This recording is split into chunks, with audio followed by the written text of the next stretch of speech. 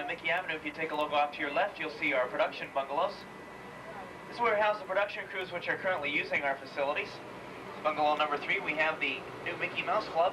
It's currently being shown weekday afternoons at 5:30 on the Disney Channel. You're going to get a chance to see a behind-the-scenes look at the Mickey Mouse Club on the second half of the tour. Right now we're entering our greens department. This is where we store plant-proof every branch, twig, and leaf. All our plants are grown in portable boxes, so it makes it much easier for them to move from set to locations. And we even have our own cast of characters out here. These topiary characters take about 10 years to develop. Pete's Dragon Elliot there has been growing since about 1981. Right now we're going to enter one of our more glamorous departments, though. Costuming. Academy Award-winning Mary Poppins. Michael Jackson's spacesuit from Captain EO. And also some of the costumes worn by the co-stars of Who Framed Roger Rabbit. We'll be slowing down in here so those of you in the back can get a good look at some of these costumes. As you can see, by taking a look over at those sketches on the far wall, that's where it all begins. Everything is handed over to our talented seamstresses and tailors who take it from there. Now in our costuming department, we have over 2.5 million costumes, which constitutes the world's largest working wardrobe.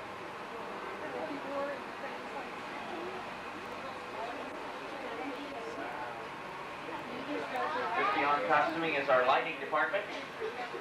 That's where we store up to 3.5 million watts of power at the spot center. Finally, we pass our seating shop. Inside here is where carpenters begin construction of sets which are later finished on the sound stages. They built everything in here from a giant 40-foot submarine to the huge turntable that's used every day on the Mickey Mouse Club. They build a variety of different types of sets in here, and one type they build is called a standing set. Now, a standing set is a type of set that gets used over and over again. It can be as simple as a bedroom or as a commercial scene. We had to ship some artificial snow out here. Hand-picked the leaves off those trees, lined the house with Christmas lights and decorations. We had our own winter wonderland right out here under sunny Florida skies in the middle of July. Well, it's Herbie the Love Bug, ladies and gentlemen. Everybody say hi to Herbie as we drive by.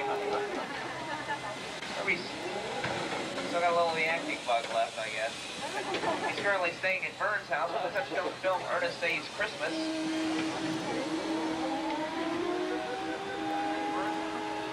You may remember Herbie from some of his recent films. In fact, there was about 26 different Herbies made, actually.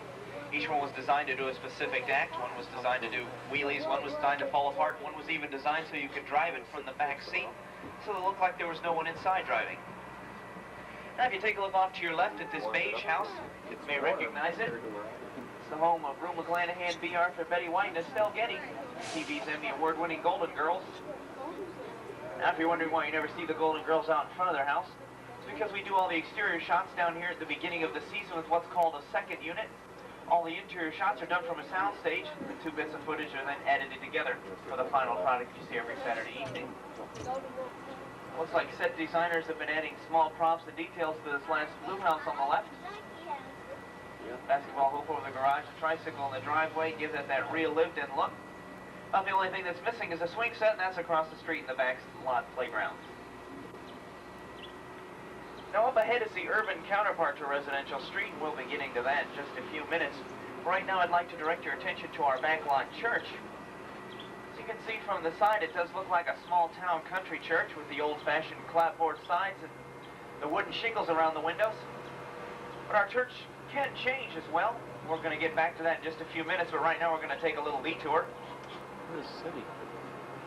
As we get new and different productions here, through the years, our backlot will change and expand, but there will be some areas that we will leave untouched. Just because we don't change them doesn't mean they can't be used for production purposes, though. For example, if you take a look over to your left at this small forest, with the right set dressings and proper lighting, you can make it look just like a, well, small forest, actually. Gotta reach for some of these bones. If you take a look off to your right, you'll see our backlot boneyard. This is where we store planes, trains, cars, jeeps, boats, and even spaceships. A lot of these cars have been used in previous productions that you may recognize. The tail end of that plane is from the film Casablanca. If you want to see the front end, go to the great movie right later on today. It's in the Casablanca scene.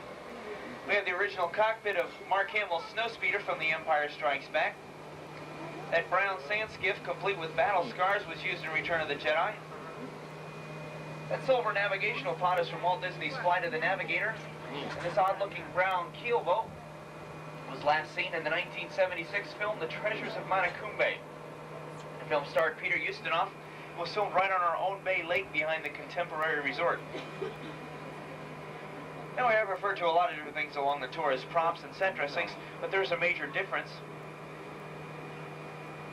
A prop is something that's actually used by an actor or actress to help enhance the scene, and everything else that's just lying around and not actually used is referred to as dressing.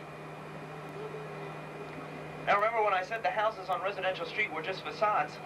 If you take a look across the canal, you can get a good backstage look at our Residential Street.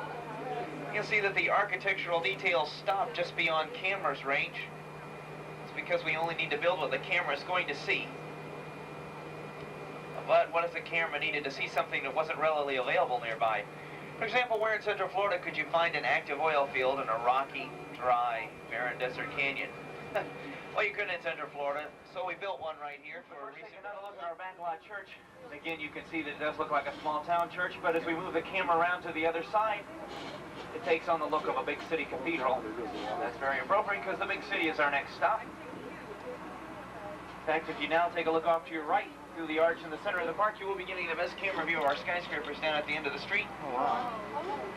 Don't worry about it if you miss that. We'll be coming back around again to give you another chance to take that shot. Oh, wow. Look at that. I can see all of you in the back, and you must be wondering, those skyscrapers look so real. They look like they go back to the mad steel and cement. They can withstand wind velocity up to about 100 miles an hour.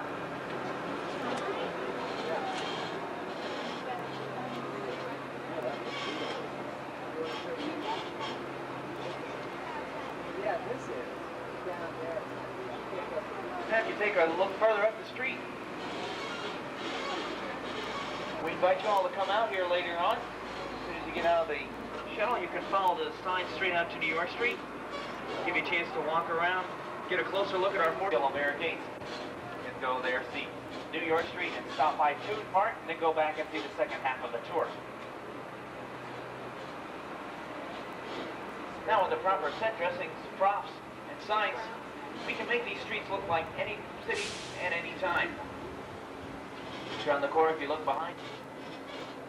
Now, as we approach the park again, those of you from New York City may recognize the arch as being the entrance to Washington Square, or we could make this park double as the town square of any small city. Now, let's say you were doing a little filming out here, but you didn't want to film in New York, you wanted to film in Chicago or Los Angeles. Well, that's okay, give us a day.